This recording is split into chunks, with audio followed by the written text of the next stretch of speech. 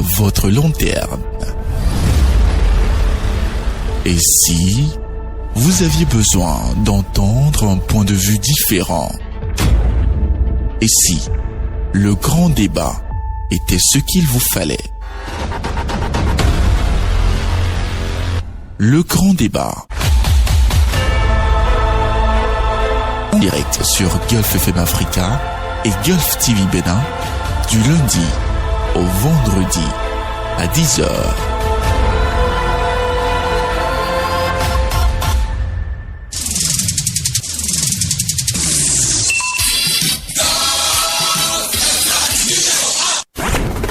Gulf FM, toute l'information. Gulf FM Africa, il est 10h. Tout de suite, le grand débat.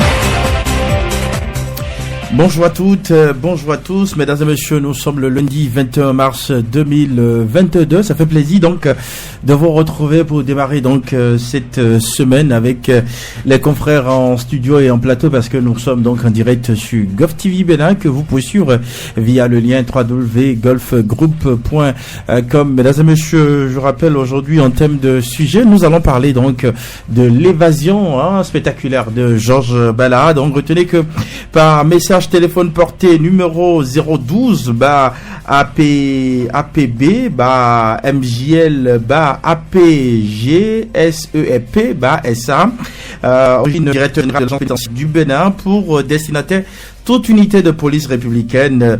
Le directeur général de l'agence pénitentiaire, François Rompet, informait donc de l'évasion de Georges Bada, ancien maire de la commune d'Abomey-Calavi. La question aujourd'hui, c'est comment il a pu s'évader. C'est vrai qu'on a également quelques informations glanées ça et là sur les réseaux sociaux. Est-ce que cela peut être possible? Les débatteurs par ici donneront donc leur avis sur la question. Mesdames et messieurs, l'autre sujet aujourd'hui qui défraie également la chronique, c'est bien sûr le pain. Au niveau du pain, vous n'êtes pas sans savoir, il y a quelques jours, on a reçu en direct pour vous les responsables des boulangeries, des vendeurs, des exploitants de boulangeries des départements de l'Atlantique et du littoral qui nous ont parlé donc de l'augmentation du prix du pain. Aujourd'hui, on apprend également que c'est revenu à la baisse. On en parle également dans le grand débat. Et si le temps nous permet, on va essayer d'opiner rapidement sur la hausse du prix des ciments pour avoir le ciment aujourd'hui. Le ciment qui passe donc à 100 000 francs CFA. Chacun donnera également son avis. S'il y a lieu d'interpeller le gouvernement, s'il y a lieu de mener des actions, on en parle donc dans le grand débat. Et pour ce faire, ils sont en studio comme je le disais. Léonard Claudès, on est avec moi, bonjour. Bonjour Serge, bonjour à toutes, bonjour à tous. Tout le plaisir pour moi de vous avoir en studio, Léonard, également en plaisir studio. Partagé. Merci, chers amis et frères, également en studio pour nous présenter ce matin le bulletin de l'information. Lui, c'est Spiro aussi, non? Je ne dirais pas le ressuscité, mais bon, celui qui a confiance, tout simplement. Spiro, bonjour. Bonjour Serge, comme vous l'avez dit. J'ai une foi inébranlable à Dieu et donc rendons grâce à Dieu. Très bonne semaine à nos auditeurs et téléspectateurs. Mesdames et messieurs, rendons grâce à Dieu. La foi en Dieu donne à la vie son véritable sens. Vous pouvez comprendre, en tout cas. Et puis de l'autre côté, nous avons Aristide Kanoussou qui nous présentera, si tout va bien, à la une des journaux. Aristide, bonjour. Bonjour Serge, bonjour à tous. Merci à vous, mesdames et messieurs. On va installer donc Spiro aussi nous pour nous présenter le bulletin de l'information. Déjà, on dit merci à toute l'équipe de réalisation, tous ceux qui nous accompagnent aujourd'hui, Amel Lelo, nous avons Jacques Ganaou, nous avons également Flavien Zomaon, et puis au niveau de la diffusion, Eugène et puis Christian. Merci donc à vous, mesdames et messieurs. On installe cette fois-ci Spiro aussi nous pour le bulletin de l'information.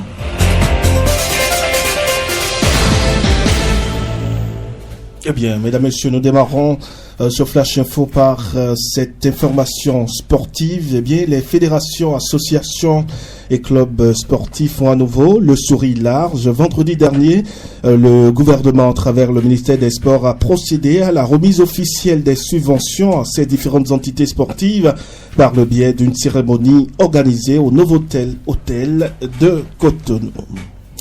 On parle à présent du prix du pain. Le prix du pain est désormais à 125 francs sur toute l'étendue du territoire national. Le ministre de l'Industrie et du Commerce a pris langue avec les associations des promoteurs et exploitants de boulangeries des départements de l'Atlantique et du littoral, de Lemay et du Plateau, vendredi dernier. À l'issue de cette rencontre privée avec l'autorité, il ressort que les promoteurs et exploitants de boulangeries appliqueront désormais la deuxième ligne de l'arrêté de 2008 au lieu de la première, c'est-à-dire le pain de 160 grammes vendu au prix de 125 francs consommateur final, au lieu du pain de 200 grammes vendu au prix de 150 francs au consommateur final. Des instructions que les promoteurs et exploitants de boulangeries des départements de l'Atlantique et du littoral, ainsi que ceux des départements de Lemay et du Plateau, ont pris la résolution de respecter parce qu'elles ont été suivies d'accompagnement de la part du gouvernement du président Patrice Talon.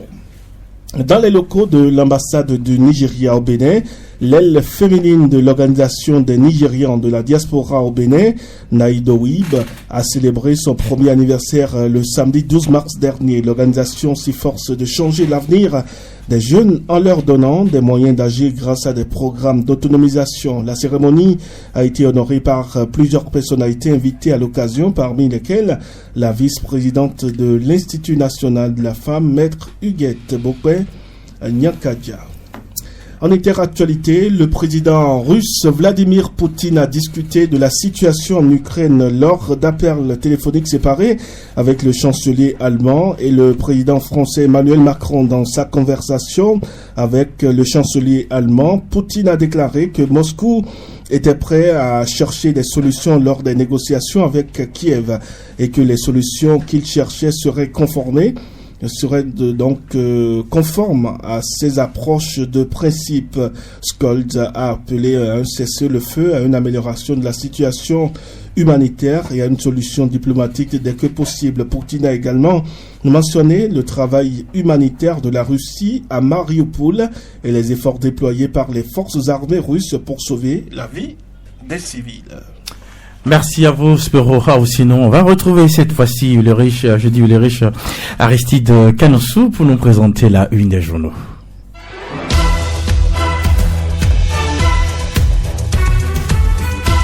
Et parlant de la une des journaux, nous démarrons avec quel quotidien ce matin, Aristide Canossou? Nous démarrons avec le quotidien national d'information La Nation qui titre Conditions de la femme, la vision du Bénin vantée à New York avec la photo de la ministre Véronique Toinfodé Mewanou à l'appui.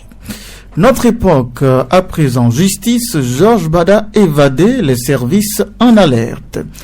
Dabarou, célébration différée de la journée internationale de la femme à Ndali, Francis Bien et la coordination communale du BR honore les femmes. Le routier à présent. Brouille entre les enfants du feu à Litonji, à Gasuno, autour de l'héritage paternel. Des héritiers sollicitent l'intervention du chef de l'État pour éviter l'affrontement. Matin libre à présent. Classement mondial 2022. Le Bénin loin d'être un pays de bonheur. Même le Burkina est devant le pays de Patrice Talon. Nous renseigne le journal avec la photo du chef de l'État pour la garder à la une. Info matin, prison civile d'Abomey-Calavi, quand la mort et l'évasion se côtoient. Le Béninois libéré cette fois-ci, devoir de se défendre face à des gens qui vous condamnent à mort, les preuves que Bada a préféré vivre que de mourir, croit savoir le journal.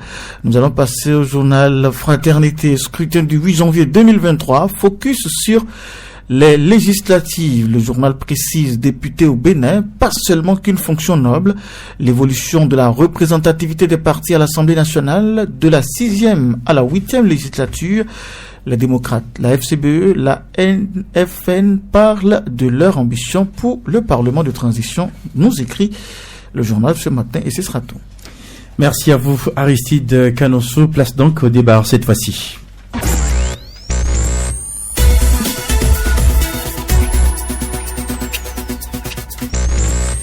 Mesdames et messieurs, je l'annonçais en titre au début donc de l'émission, de la prison d'Abomey-Calavi au Centre national hospitalier universitaire Hubert Koutoukou Magar est pour une destination inconnue, en tout cas selon les dits sur les réseaux sociaux. On dit qu'il est en Europe. L'évasion et la possible sortie du pays de l'ancien maire de la commune d'Abomey-Calavi, Georges Bada. On en parle donc dans le grand débat de ce matin avec vous. Alors, espérons un peu comme tous les concitoyens et les habitants de la commune d'Abomey-Calavi, on apprend que Georges Bada a quitté l'hôpital. Évidemment, Serge, la nouvelle, telle une traînée de poudre, s'est répandue vendredi dernier sur la toile et dans les médias. Vous savez que dans le dossier 39 hectares qui a secoué tout le conseil communal d'Abomey-Calavi, l'ex-maire Georges Bada a été condamné par la Cour de répression des infractions économiques et du terrorisme CRIET. Il n'est pas le seul à être condamné par la CRIET. D'autres élus communaux, d'autres chefs d'arrondissement également ont subi la rigueur de la loi. Georges Bada incarcéré à la maison d'arrêt d'Abomey-Calavi a eu des difficultés sanitaires, puisque vous savez, même le prisonnier a droit à la santé, raison pour laquelle l'arsenal mis en place a dû l'amener au CNHU Koutoukou Magar de Cotonou, comme d'autres personnes incarcérées. Donc Georges Bada a subi des traitements au niveau du CNHU Koutoukou Magar de Cotonou. Dans la journée du vendredi, nous l'avons appris qu'il a dû il a pris la poudre d'escampette pour aller où nous ne savons jusque-là. Mais dans le même temps, nous avons lu dans certaines presses que l'ex-maire d'Abomey-Calavi serait tantôt en Europe, serait tantôt au Ghana. Mais je pense que si nous étions dans des situations données, les responsables de ces écrits seraient déjà interpellés. Ouais. Normalement, on devrait les interpeller. Comment ont-ils su que l'ex-maire Georges Bada est en Europe? Ils ont échangé avec lui. Ont-ils échangé avec lui? J'ai lu ce matin que Georges Bada serait à Accra, au Ghana. Le quotidien qu'il a écrit, comment est-ce qu'il est entré en contact avec Georges Bada? La justice devrait interpeller toutes ces personnes-là.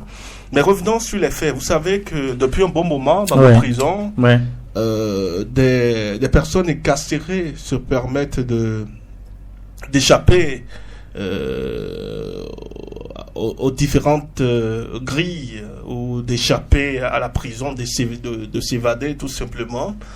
Est-ce que le dispositif qui a été mis en place, c'est un dispositif qui ne répond plus aux normes internationales? Dans le cas d'espèce, on rappelle que Georges Bada n'a pas fui de la prison civile d'Abomey-Calavi, mais plutôt du CNHU. Du CNHU, où il était hospitalisé. Et puis, moi, j'ai vécu une expérience il y a quelques années en arrière. Vous parlez du cas Tao Renoukhro Mohamed, qui était incarcéré à la prison civile de Cotonou, où on l'a amené au CNHU pour des soins. En situation de reporter, nous étions sur le terrain. Les gardes qui étaient là ont su que ces personnes-là étaient des professionnels des médias. Mais je vous avoue que la sécurité était maximale. Vous ne pouvez pas entrer dans la salle d'hospitalisation. Toutes les sorties et les entrées étaient contrôlées. Donc je me pose la question de savoir, mais comment a-t-il pu échapper à ce dispositif mis en place par l'APB? Autant de questions que je me pose jusque-là. Mais avec la situation, moi je pense que soit il a eu des facilités, ou carrément il a dû montrer d'autres talents pour pouvoir s'échapper. Donc c'est difficile de dire aujourd'hui que Georges Bada se trouve à une telle position. Oui. Mais je pense que ceux qui nous disent qu'il est à tel endroit du globe, on devrait pouvoir les interpeller, savoir comment ont-ils pu avoir cette information, ont-ils été en contact avec lui. Autant de questions qu'on se pose. Autant de questions qu'on se pose à Aristide Canossou, Georges Bada, qui, ma foi, au lieu de rester pour pouvoir puger sa peine, répondre de ses actes, on a entendu dire qu'il est parti se soigner au lieu de rester là pour mourir. En tout cas, il a préféré se sauver pour aller se soigner et il reviendra pour pouvoir puger sa peine. De l'autre côté, je voudrais également rendre hommage ce matin. Je voudrais rendre hommage donc à la grande famille Kessikoulounon d'Abomey Calavi. On rappelle que Georges Bada a été écroué avec secrétaire général de la mairie qui aujourd'hui est décédé. Il s'agit donc de Kessikoulounon qui ne vit plus aujourd'hui. Sébastien qui était dans ce dossier avec lui, Aristide Canossou. Et je commence par le dernier point. C'est là que nous interpellons les dirigeants de l'agence pénitentiaire du Bénin sur les conditions de détention de ces prisonniers-là. Est-ce que ces prisonniers ont droit à tout ce que les tests en vigueur dans notre République leur confèrent comme besoins vitaux? D'accord? Le droit à la santé, le droit des visites, le droit à ci, etc. Est-ce que tout ceci est respecté? Est-ce que on ne prive pas ces gens-là de toute leur liberté, toute liberté confondue? C'est de cela qu'il s'agit. Donc si psychologiquement les gens-là sont abattus par les mesures dictatoriales qui sont appliquées au niveau de ces centres pénitentiaires, et au-delà de ça, ils n'ont pas droit à un soin de qualité, même pas, ne disons pas tout de suite soin de qualité, mais un soin prompt, même si c'est pas de qualité, au moment où la personne a commencé par sentir ou afficher des malaises, tout de suite, est-ce que on peut pas quand même lui administrer des soins, lui donner la possibilité de, bien évidemment, se faire soigner, etc. Et on attend toujours la dernière minute pour faire semblant d'agir. Et je me joins à vous quand vous dites tous vos hommages ou toutes vos condoléances à la famille de ce test secrétaire général de la mairie d'Abomey Calavi. Je pense que le problème qui se pose ici, ce n'est pas qu'un problème politique. C'est vrai, c'est un problème politique, mais au-delà d'un problème politique, il y a un problème de prise de conscience. L'évasion de Georges Bada n'est pas une première. Je me rappelle avoir lu un livre qui retrace l'histoire de l'ancien président de l'Assemblée nationale, Maître Adrien Humbedi, qui a énuméré clairement sa spectaculaire évasion de la prison sous le régime de Mathieu Kérékou. Donc, je pense que ce n'est pas une première. Et tout dépend du danger que vous avez en face. Tout dépend d'abord du processus de votre incarcération, de l'avenir de votre incarcération, des conditions de votre détention et aussi de ceux qui peuvent vous aider à vous évader. Donc, il y a tous ces paramètres-là. Nous avons aussi vu dans ce pays quelqu'un qui est sorti du pays à travers malaria. D'accord? Donc, tout dépend du danger que vous avez en face et de comment vous voulez vous y prendre. C'est-à-dire quand vous avez confiance en votre justice, quand vous savez que celui qui est en face va vous aider véritablement à être dans vos droits, même si vous êtes en faute, les peines qui vous seront infligées seront des peines raisonnables, vous n'aurez plus besoin à aller sur ce terrain-là. Quand vous savez que même si vous êtes condamné, vous avez des bonnes conditions de détention et que vos droits ne sont pas piétinés, vous n'avez pas besoin d'en arriver là. Mais ce qui est aussi à condamner, c'est quand les médias s'en saisissent. Spiro a commencé par le dire. On a comme l'impression que il y a des médias aujourd'hui qui sont devenus porte-parole de Georges Bada. Des sachants. Et qui savent même comment il est parti, dans quel esprit il est parti. Ils savent où ils se trouvent précisément. Et ils sont même les communicateurs, les canaux par lesquels Georges Bada communique désormais avec le Bénin. Mais c'est dangereux. Est-ce que c'est pas également une manière de créer un peu de diversion au niveau? Oui, c'est vrai que parmi les médias, d'aucuns pensent que Georges Bada est encore au pays.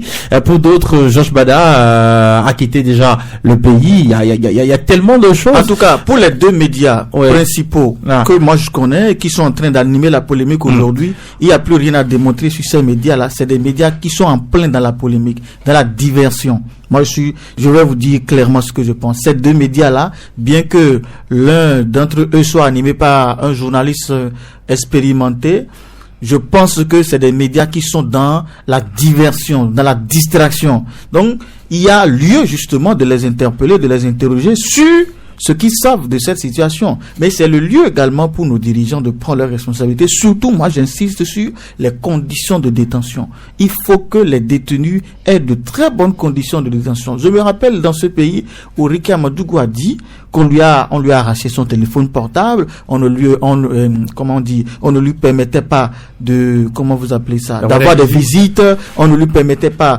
de faire ci, de faire ça. Donc, c'était vraiment des choses qui n'honorent pas la justice béninoise, qui ne permettent pas aux détenus de se sentir en sécurité face à une justice libre et équitable.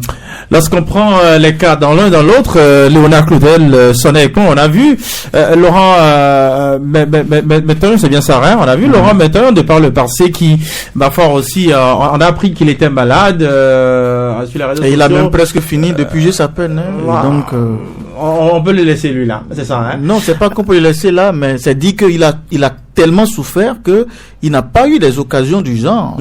C'est ce que je pense. Ça pour dire que aujourd'hui il y a des gens quand même qui sont en prison et qui, ma foi, ont envie d'aller se soigner. Et avec ça, ils n'ont pas eu peut-être la chance de sortir. Mais là, Georges Bada, lui, il a eu la chance de sortir. Et voilà ce qui s'est passé, Léonard.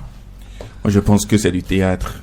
Oui. On devrait décerner l'Oscar ou la palme d'or du théâtre, je pense que le Bénin l'aurait haut les mains, parce que quand on nous dit aujourd'hui que il a pu s'évader, qu'il est parti, qu'il est en Europe actuellement, alors que bon, c'est vrai que là c'est pas encore officiel. Non, ce n'est pas officiel. Je parle de ce que certains médias distillent. Quand on nous fait croire, parce que j'essaie d'analyser les différentes théories, quand on nous dit par exemple qu'il est du côté de l'Europe, comment il fait pour avoir un passeport, comment il fait pour avoir un visa pour voyager, et donc qu'il se soit évadé dans la nuit du jeudi au vendredi, et déjà je crois le samedi, qu'on nous dise qu'il est déjà en Europe et qu'il fait un petit selfie pour nous dire qu'en fait qu'il veut faire une opération juste là-bas, et que dès qu'il finit, il revient au pays purger sa peine. Mais c'est de la comédie. Total. C'est de la comédie. On a l'impression que les Béninois sont des moutons et qu'on peut leur faire accepter tout ce qu'on veut. Aujourd'hui, je crois que quand un prisonnier se déplace, il faut normalement dans les prisons, je crois, normalement ils font un dispositif de telle manière que il y ait un garde pour un prisonnier. Bon, c'est vrai qu'on n'a pas forcément cet effectif là au Bénin. Maintenant, quand un prisonnier se déplace pour aller à l'hôpital, normalement, et selon les informations que j'ai, c'est qu'il y avait 2 gardes pour Georges Bada seul. Maintenant, comment 2 gardes font? Quelles sont les dispositions? Par quelle alchimie 2 gardes ne s'entendent pas, ou bien parce que les 2 gardes, selon un journal qui est aujourd'hui en vogue et très très fort dans les scoops, même s'il y arrive des fois où il se parjure ou il se dédise, quand même c'est un journal qui affirmait l'information selon laquelle les 2 gardes en question, parce que juste après l'évasion spectaculaire de Georges Bada, semblable à pour ceux qui ont regardé bien évidemment Prison Break, Michael Scofield. Quand on voit cette évasion, forcément il y a des responsabilités à situer. Donc ces deux gardes qui aujourd'hui ont été interpellés, également l'épouse de Georges Bada, ces deux gardes-là, comment on explique qu'une personne se faufile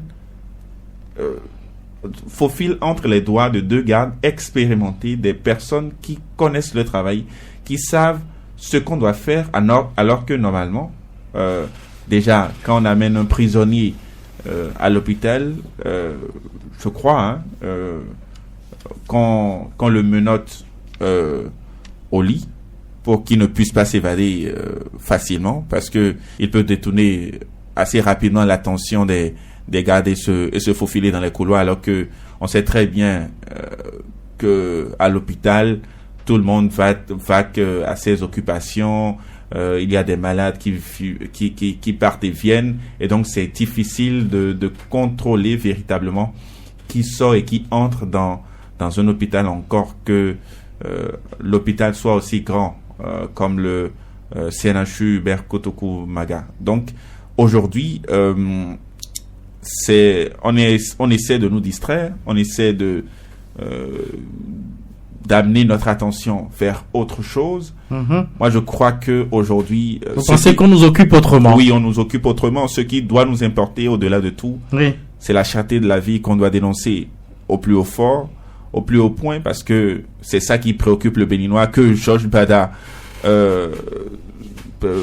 prenne la clé des champs ou bien s'en aille où que ce soit, ça n'arrange rien du tout du quotidien du Béninois.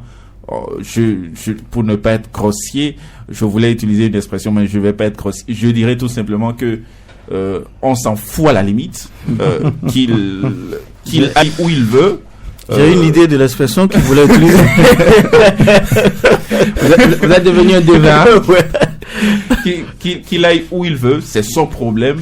À la justice béninoise de montrer qu'elle est compétente et d'aller le débusquer et d'aller le mettre là où elle pense qu'il devrait être. Tout simplement, aujourd'hui, on est en train de nous occuper à autre chose qui en réalité n'évolue en rien ou bien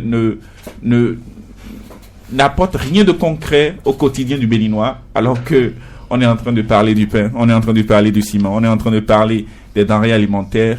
Rien ne s'améliore et on veut nous occuper avec Georges Bada. Je pense on va pas tomber dans ce piège. Avant que Spero nous prenne rapidement la parole, vous savez, l'évasion de l'hôpital, pour moi, c'est même très facile par rapport à l'évasion de la prison.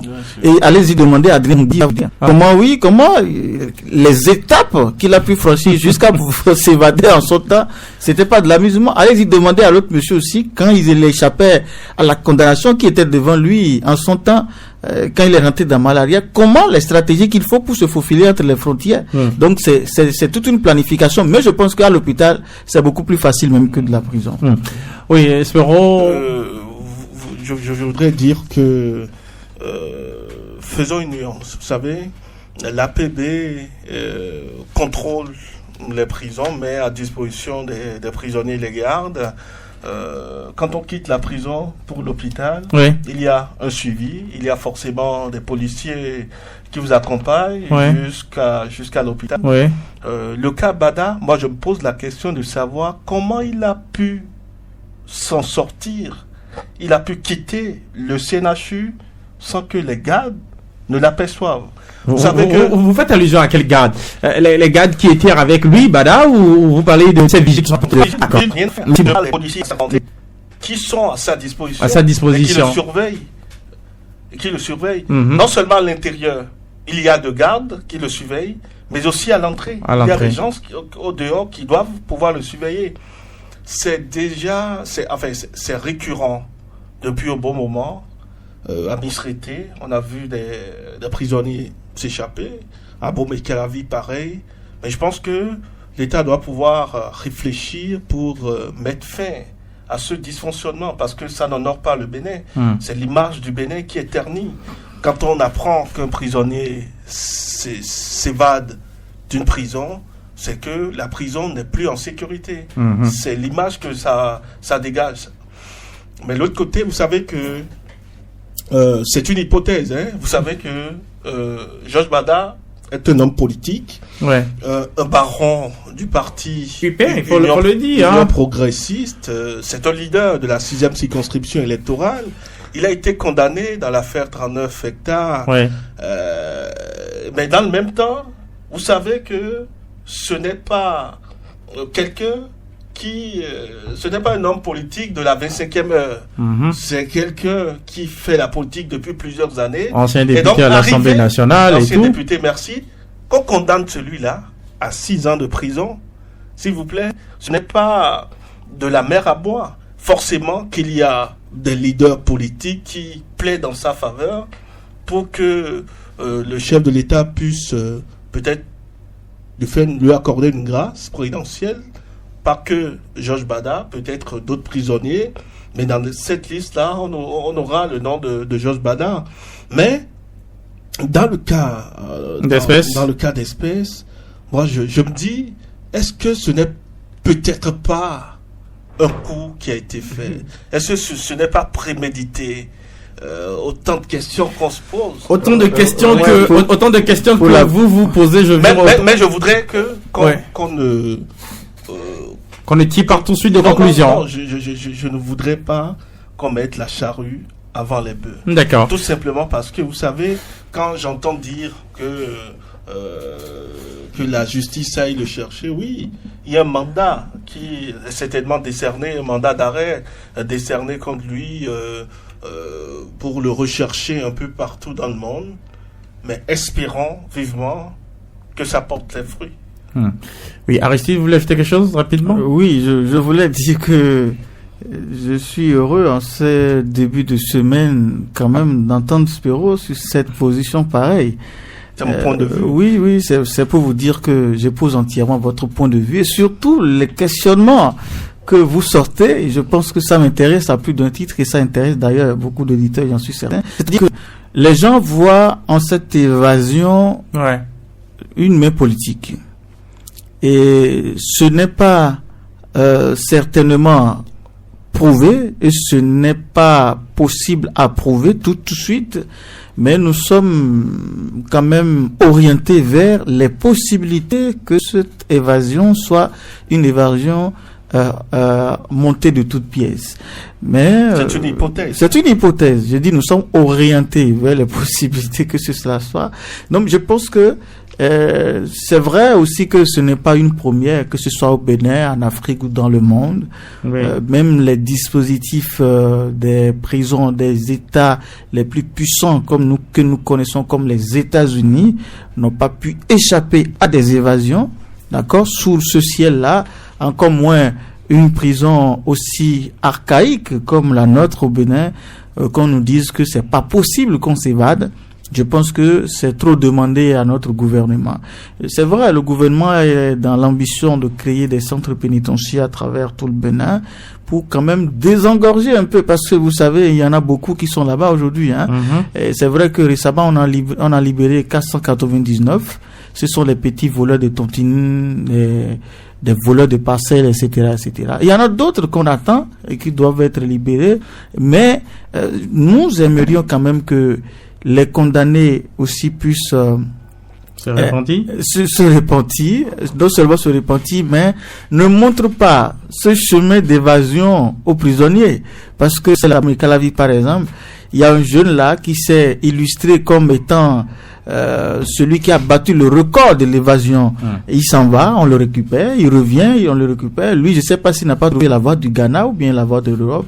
Il va se terrer quelque part dans le Koufo, on le ramène, il ressort. Donc il y a un problème de sécurisation de nos centres pénitentiaires qui s'impose. Mais surtout, le point sur lequel moi j'insiste et je continue d'insister, c'est les conditions de détention. Les conditions de détention, les soins sanitaires qu'il faut accorder aux détenus en son temps, pour ne pas qu'on en arrive au point où on dise que voilà, le secrétaire est décédé. Peut-être que c'est le décès du secrétaire maintenant qui a développé les talents de Georges Bada. De Georges Bada, les talents de cascadeur ou de je sais pas quoi, pour qu'il puisse s'évader aujourd'hui. Donc je pense que il y a tous ces paramètres-là que les gouvernants doivent mettre en place et les dirigeants des centres pénitentiaires qui doivent tout faire pour que les conditions de détention soient les meilleures. Mais quelque part, il faut, vous permettez, il faut quand même saluer les policiers, les agents envoyés dans nos centres pénitentiaires qui quand même font un gros effort. Ce qu'ils vous souviennent que ce soit à Misrété ou même à Calavi, quand des prisonniers s'évadent, le gouvernement sévit tout de suite et puis non seulement le régisseur et tous les agents. Dans le cas d'espèce, ces jeunes policiers ou autres ont été aussi arrêtés. Dans le cas d'espèce de Georges Bada, on apprend également que la femme de Georges Bada aussi a été arrêtée pour mesure d'enquête. Non, je voudrais dire que saluons les efforts fournis jusque-là, puisque vous savez, eux-mêmes, ils sont dans des conditions un peu digestes, des conditions qu'ils souhaitent que ces conditions-là soient améliorées. Vous implorez le gouvernement de revoir leurs conditions de ces policiers aussi. J'implore non seulement le gouvernement pour qu'il revoie un peu les conditions de ces agents-là qui sont servis dans nos différentes prisons, mais également que l'APB revoie un peu sa politique. À quel niveau? Est-ce qu'il faut plus d'effectifs dans les prisons pour surveiller nos frères et sœurs incarcérés, pour qu'on n'assiste plus à ces genres de situations? Parce qu'après tout, je ne sais pas la décision qui sera prise par le gouvernement. Est-ce que le régisseur de la prison civile de la Bomé-Calavi sera muté? Est-ce qu'il sera sanctionné? Dans le cas d'espèce, lorsqu'on sait que c'est de l'autre côté, bon, c'est vrai que c'est toujours sur... C'est de sa responsabilité. Je suis d'accord avec vous. Quand on sait que par le passé, le gouvernement n'avait pas, c'est-à-dire, le gouvernement n'allait pas du dos de la cuillère pour balayer l'effectif incriminé, l'effectif, si c'est dans une prison, si un prisonnier s'évade, on balaie le régisseur, on sanctionne les agents qui sont en service là. Est-ce que ce sera le cas pour cette fois-ci? C'est vrai que Georges Bada ne s'est pas évadé de la prison civile de la Bomé-Calavi, mais plutôt au CNHU. On a mis aux arrêts les agents qui étaient... les gardes qui étaient au CNHU. Donc, ce sont des faits qui se répètent tout le temps. Qu'est-ce qu'il faut faire? Je pense que c'est la réflexion à laquelle nous devons tous réfléchir à cela. D'accord. Sécuriser nos prisons, parce qu'après tout, c'est les bases du Bénin. Une dernière question, Léona veut dire quelque chose, je pose la question et puis vous complétez avec ce que vous avez là. Une dernière question avec l'évasion de Georges Bada. Est-ce qu'il cela ne mettra pas ou ne met pas désormais en difficulté ceux qui sont réellement malades, qui sont dans nos prisons, qui sont réellement malades, qui ont besoin de soins? C'est leur droit de se faire soigner. Est-ce qu'avec ça, ceux-là n'auront pas désormais de problème? Est-ce que l'État va encore accepter pour accompagner les gens au niveau sanitaire? Parce que là, on a voulu quand même rendre service, si je peux m'exprimer ici à Georges Bada, pour qu'il se soigne, mais voilà ce qui s'est passé. Léonard. Je crois déjà que dans les prisons, il y a des infirmeries qui offrent le strict minimum, et c'est quand il y a des complications ou bien c'est quand on a vraiment l'infirmier ou bien le docteur qui est dans la prison dit que ça ne pourra pas être fait là, ou bien si c'est une opération, et que on a besoin véritablement d'un plateau technique pour pouvoir peut-être opérer la personne ou bien faire d'autres consultations, qu'on l'amène dans un centre de santé adéquat et qualifié. Maintenant, c'est vrai que ça peut amener une certaine réticence aux régisseurs de pouvoir déplacer ces prisonniers-là, parce que, comme l'a rappelé Spero, après, quand ces prisonniers-là ou bien ces personnes en détention s'évadent, ce sont eux qui ramassent les pots cassés. Voilà. Et donc, aujourd'hui même, je crois que au lieu même de tout le temps, dès qu'il y a un souci, de balayer toute l'équipe, il faut plutôt chercher les responsabilités. Chercher à connaître les problèmes, chercher à savoir ce qui se passe réellement. Est-ce que c'est le système qui est en panne? Si c'est le système qui est en panne, peut-être chercher à réformer, parce que vous savez, c'est aujourd'hui le mot le plus le plus utilisé sous la rupture, c'est réforme. Donc, est-ce qu'il faut chercher à réformer également le secteur pénitentiaire ou tout simplement situer les responsabilités pour qu'on ne puisse, alors que ça peut être bien des personnes qualifiées qui ont l'expérience, qui ont les compétences, mais peut-être que c'est le système qui fait qu'aujourd'hui ces personnes-là s'évadent et que ce n'est pas forcément les personnes qui sont à leur poste qui sont incompétentes. Donc il va falloir aujourd'hui véritablement faire un diagnostic, faire une analyse, faire une profonde analyse de tout ce qui se passe, de tout ce qui s'est passé, parce que malgré qu'on change de régisseur, malgré qu'on balaie des équipes, le même scénario continue. On a toujours les mêmes causes pour les mêmes effets, et donc il faille qu'on pense à d'autres solutions. Il faille véritablement qu'on puisse chercher les mots ailleurs plutôt que de balayer des personnes qui ont quand même des familles et qui forcément, quand des situations comme ça arrivent, des situations malheureuses, ça empathie et ça crée encore plus de problèmes à toutes ces personnes-là qui parfois vont souffrir pendant un moment. Merci Léonard. Oui, en quelques mots, vous savez, le problème ne se limite pas à la sécurisation de nos prisons. Ce n'est qu'un paramètre, ce n'est qu'un pan. Parce qu'on dit souvent, le ventre affamé n'a point d'oreille. D'accord. J'insiste sur les conditions de détention. Sous le ciel de l'Afrique, ici, vous avez entendu parler d'une rébellion dans une prison où, au cours de cette rébellion, les prisonniers se sont évadés. Pourquoi? Ce n'est pas parce qu'il n'y avait pas de garde, mais ils ont forcé les barrages, ils sont sortis, ils ont cassé tout. C'est parce que les conditions de détention n'étaient pas ce que ça devait être. Partant même, il ne faut pas oublier que c'est une chaîne, à partir même du processus de condamnation jusqu'aux conditions de détention. Si le processus de condamnation n'inspire pas confiance aux prisonniers et que de surcroît, dans la prison, les conditions de détention ne sont pas ce que ça doit être, souffrez que celui-là soit comme peut-être un chien enragé qui cherche à tout moment des voies de sortie. Et quand c'est comme ça, je vous assure, ils mettent toutes les cartes en jeu et rien ne pourra les arrêter. Merci beaucoup. Spéron, dernier mot. Je dirais que la justice, comme l'a dit Léonard, mette les bouchées doubles pour retrouver Georges Bada. Cela va démontrer une fois encore toute la prouesse, tous les mérites qu'on vante à notre justice. Moi, j'ai la conviction que les responsables de l'agence pénitentiaire du Bénin feront de leur mieux pour que les responsabilités soient situées. La justice également se mettra à fond pour qu'on puisse élucider ce dossier Georges Bada. Mesdames et messieurs, qui l'ait cru, Georges Bada qui goûte désormais à l'asile, ce qu'on va peut-être demander ce matin, c'est le renforcement du plateau technique médical dans nos prisons pour que dès qu'il y a un souci de santé, on puisse quand même prendre les gens en charge à l'intérieur de ces prisons.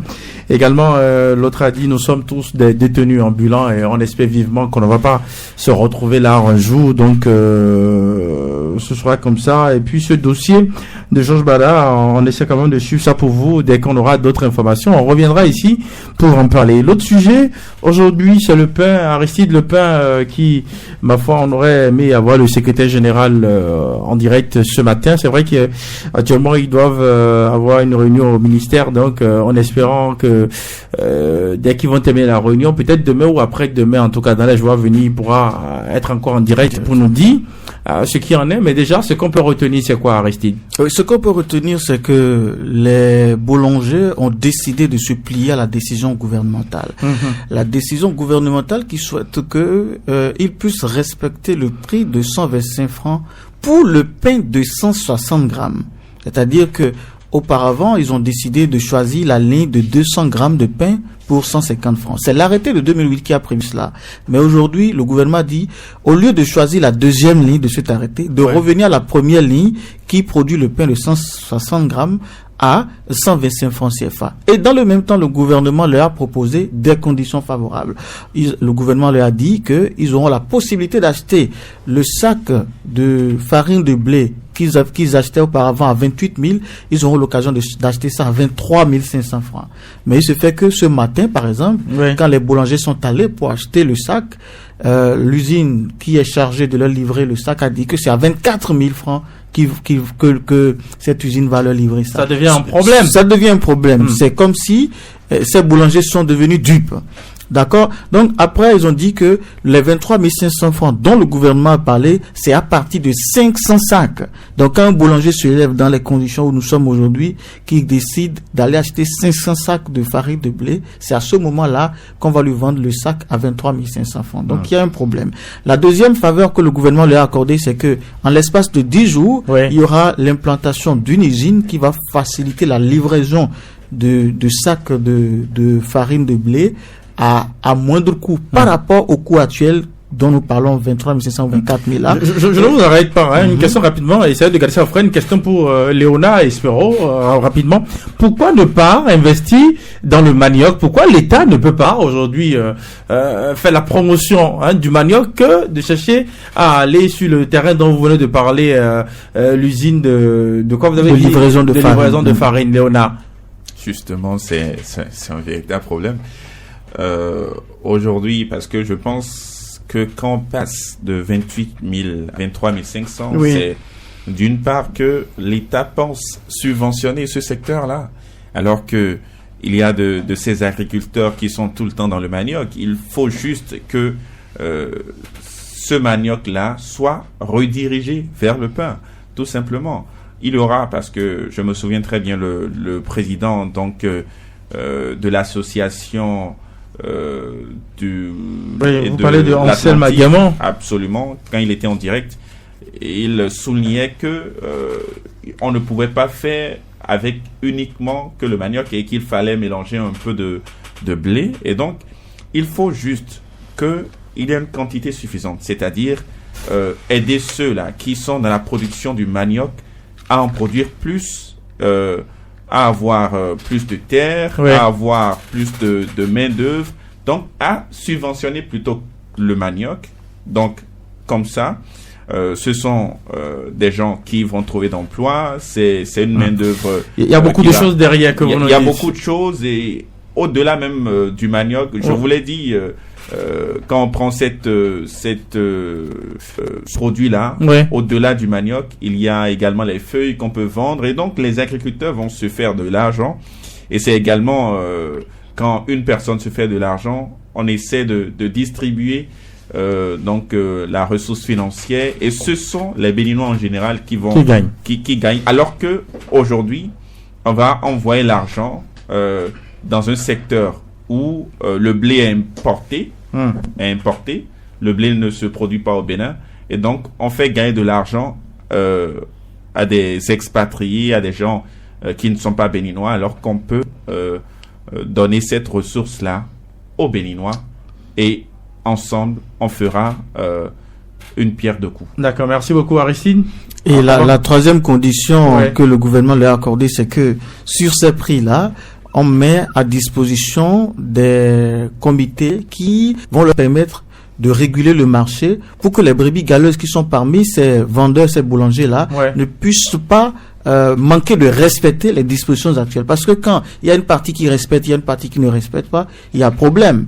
Depuis 2 jours que la décision a été en quelque sorte annulée, il y a des gens qui continuent encore de vendre par exemple le pain à 150 francs. D'accord? Donc je pense qu'il y a un problème qui se pose, mais ce que nous ne devons pas oublier, et ça je vous le promets, là où nous sommes en train d'aller, la conséquence directe, c'est la fermeture progressive de toutes les boulangeries du Bénin. Attendez pour voir, c'est la fermeture progressive, parce que les conditions ne sont pas du tout favorables. Et le pain que nous allons vendre à 125 francs aujourd'hui, ça veut dire que la bonne dame ira à la boulangerie acheter ça à 112 francs.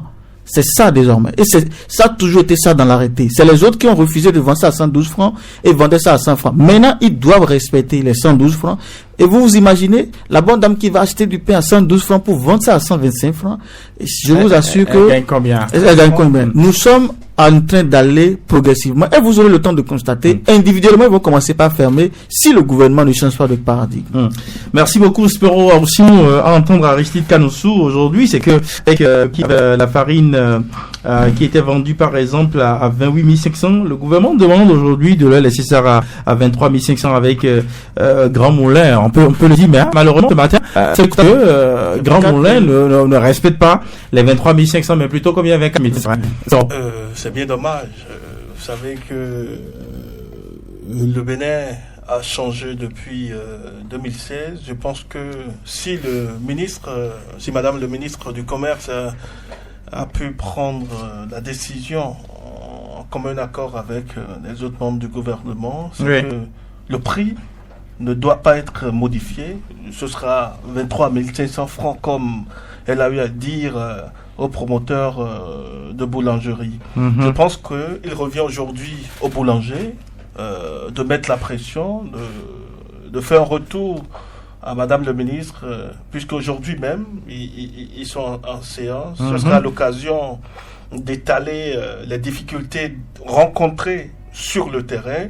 Je pense que le Grand Moulin qui décide de vendre le sac de farine de blé à 24 000 francs reviendra sans doute sur sa décision. Moi, le fait que les boulangers aient décidé aujourd'hui de revenir à 125 francs, je pense qu'ils ont retrouvé leur lucidité. C'est ce que nous avions souhaité, parce que d'aucuns estiment que la vie est chère, tous les prix des produits flambent. Je pense que revenir sur la décision est une meilleure solution. Et aujourd'hui, tous les férus du pain pourront acheter le pain tranquillement au prix habituel. L'autre chose, c'est que nous devrons saluer quand même cette volonté manifeste du gouvernement qui, à bras ouverts, trouve de solutions aux difficultés de ces promoteurs. Moi, je ne serai pas... Ils étaient où avant? Moi, je ne serai pas... sinon, je vais garder ma foi et dire que ces boulangeries ne vont pas fermer d'aussitôt. Ils ne fermeront pas leurs portes. Ces boulangers ne fermeront pas les portes de leur boulangerie, puisque la solution sera trouvée pour que les différentes difficultés rencontrées sur le terrain puissent trouver de solutions. Aujourd'hui, vous savez que on est dans une politique d'accompagnement des entreprises. L'État décide d'accompagner les PME et PMI. Et ce sera l'occasion quand même de faire table rase du passé, d'énumérer pourquoi pas les difficultés, d'en trouver des solutions, tout simplement. Ce n'est pas une question d'optimisme ou de pessimisme. Ce n'est même pas une question d'espoir. C'est une question de statistique. D'accord? C'est une question de capital. Vous êtes devenu statisticien? Non, c'est une question de vente, bénéfice, d'accord? Et tout. Donc, si aujourd'hui, nous, les boulangers, vous nous dites de vendre le pain à 112 francs. Vous, les boulangers, vous êtes devenu boulanger? Je me mets dans la peau des boulangers, s'il vous plaît. Quand nous, par exemple, je dis nous, je parle des boulangers. Nous décidons de vendre le pain à 112 francs. Et la dame revend à 125 francs. D'ici peu, la dame va cesser de vendre du pain. D'accord? D'ici peu, je vous assure, elle va cesser de vendre du pain parce qu'elle trouvera que ce n'est pas rentable. Première chose. Deuxième chose, quand vous nous dites que avec le temps, ils n'ont qu'à continuer, ils ont retrouvé leur lucidité, ils n'ont qu'à continuer, ils vont continuer avec quoi? Ils vont continuer avec quel capital? Si chaque jour qu'ils produisent, le capital s'envole, ils vont continuer par s'endetter, par se tuer. Donc je pense qu'on a déjà largement expliqué ou commenté la question. Le gouvernement est conscient du fait que ces gens-là se sont sacrifiés depuis 14 ans et continuent de le faire, et qu'il a la responsabilité désormais de les accompagner. Pas avec des mots d'espoir ou pas avec seulement des expressions. Il faut que ça soit fait avec des actes concrets et non des actes dupes. On a dit par exemple, une décision douanière a dit que on ne doit plus prendre des bidons pour aller acheter Oui. des gasoils et Les autres. gasoils et autres. Les tanks des boulangers là, ils vont déplacer les tanks pour aller acheter gasoil. Encore que le gasoil même aujourd'hui, difficilement ils arrivent à trouver. Ils trouvent ça même cher pour faire fonctionner leur machine pour fabriquer du pain. Donc tous ces paramètres là réunis, moi me dit que clairement nous sommes en train d'aller vers une fermeture progressive de toutes les boulangeries du Bénin. Et arrivé à ce niveau là, je vous assure que Vous pensez que le temps- l'État risque de rentrer dans le secteur de la boulangerie créé pour pouvoir permettre demander aux autres de travailler? Vous pensez ça? je ne sais pas quelle est la politique actuellement du gouvernement, mais je suis sûr qu'en son temps, Oui. le gouvernement sera responsable. Mesdames et messieurs, merci donc à vous. Il est 10h passé de 55 minutes dans tout le Bénin. La radio, c'est le temps, c'est également ça au niveau des programmes, la radio comme la télévision. C'était donc le grand débat. Avant de rapidement, Spéro, un mot pour conclure? Très bonne semaine, bonne journée à chacun.